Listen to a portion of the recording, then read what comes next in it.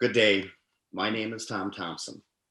As Vice President of the Board of the La Crosse Public Education Foundation, it is my honor to present a special award to a business that have been helping build up our community for more than 75 years. I've been deeply involved in our schools for more than 40 years, first as a parent and later as a member of the Board of Education, before joining the LPEF board in 2019. I've also been involved in local philanthropy for years, many years, and few businesses are as deserving nor as quiet about their commitment to making this area a better place to live. Mathy Construction Company, founded in 1945, is an asphalt paving company based in Alaska. Since its beginning, Mathy has maintained long-held values of demonstrating integrity and excellence in their work. The company has a tradition of helping to build strong communities, and the Mathy family and its employees are proud of that culture. When we asked Taylor Mathy to talk about the company's involvement with LPEF and other charities, she was characteristically modest. She said simply, "We give back because we believe it is the right thing to do. We are committed to the greater good of our communities and support programs in the following categories: education, children, families, or individuals in need, and healthcare." For its deep commitment to public education and children's charities, LPEF presents its Corporate Partner in Education Award to Mathy Construction, represented by my good friend, Taylor Mathy. And I just have to say that I have a hard time not smiling when I'm with Taylor. Congratulations. Tom, thanks for those kind words.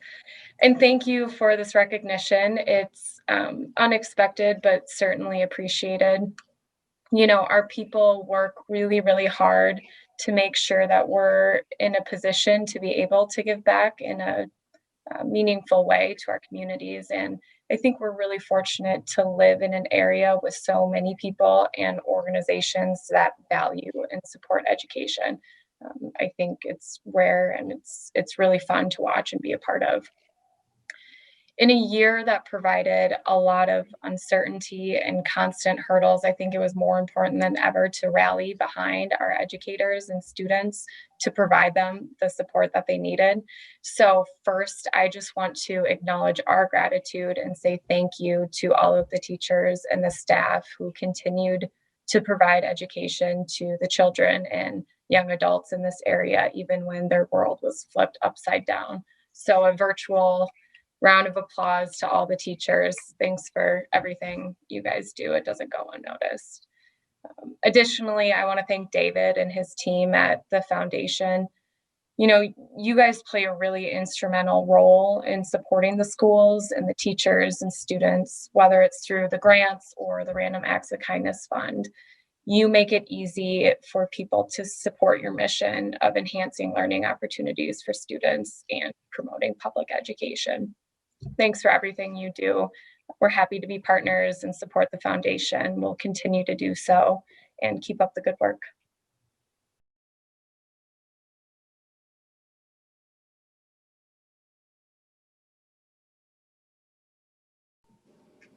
Hello, my name is Margaret Dillman-Melser, and I have the privilege of being the longest serving member of the board of the La Crosse Public Education Foundation.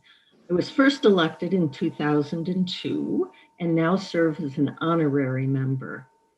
8 years ago, the foundation honored me by deciding to offer this annual Distinguished Service Award in my name.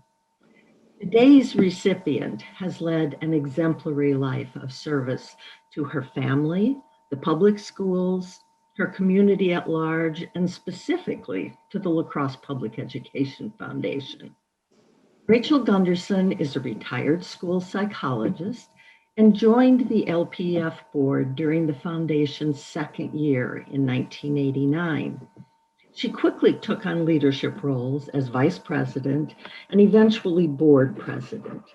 In addition to her 6 years as a member of the LPEF board, she has served as president of the La Crosse League of Women Voters and was involved in La Crosse Community Theater and the Women's Fund of Greater La Crosse, among many other efforts. Rachel was valedictorian of her graduating class at Logan High School and went on to receive her bachelor's degree from UW-Madison. She and her husband Cameron returned to La Crosse after he completed his medical training, where they raised 5 sons: Cameron Jr., Greg, Adolph, Roald, and Joshua. As her children got older, Rachel became aware of the increasing pressures on young people in the community and wanted to help kids lead a healthy lifestyle.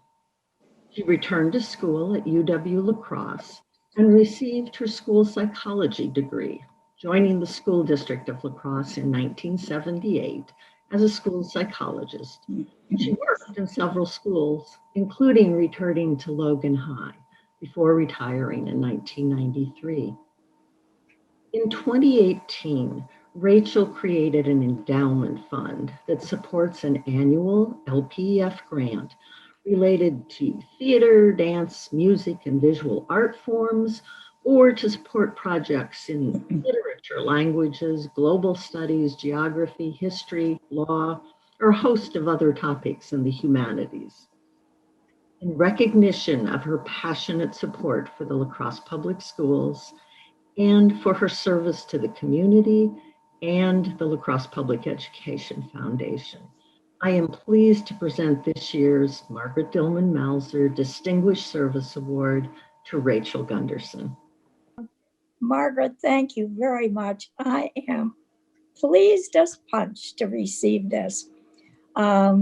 The foundation is my favorite community organization.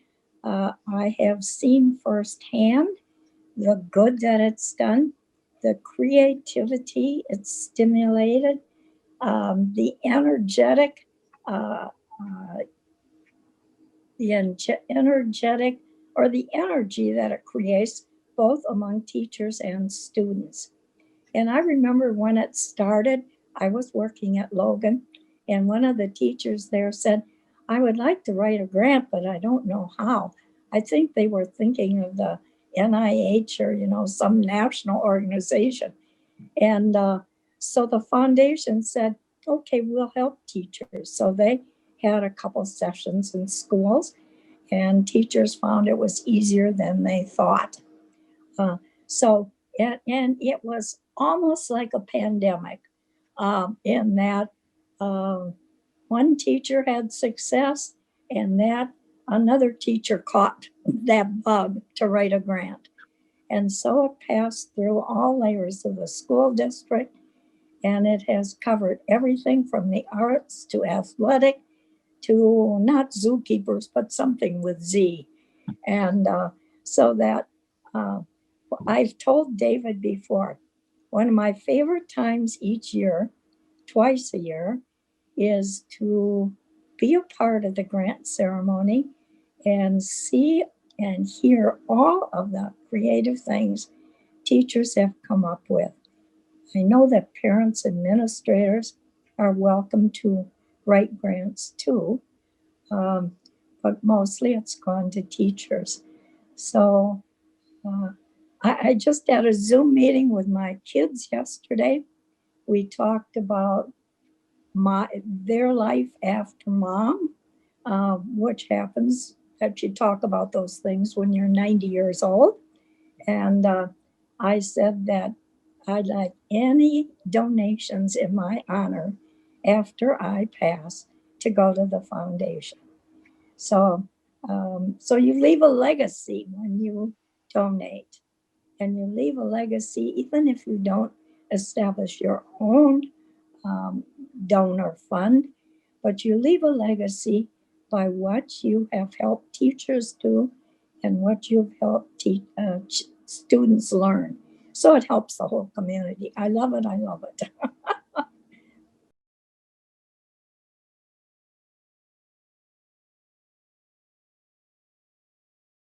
Hello, my name is Dirk Hunter and I'm the principal at Summit Environmental School.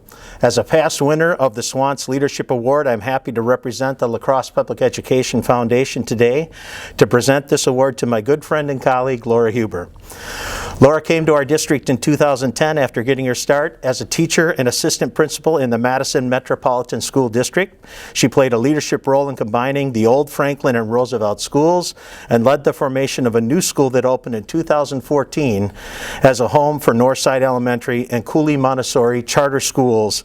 Since 2014, she's developed strong partnerships between the school and the community, helped spearhead the implementation of a community school model at Northside in 2018. The school has embraced the year-round school calendar, and Laura took a special interest in a collaborative project with the University of Wisconsin-La Crosse to create a staff that is trauma-informed and takes extra steps to understand the challenges faced by Northside children and families.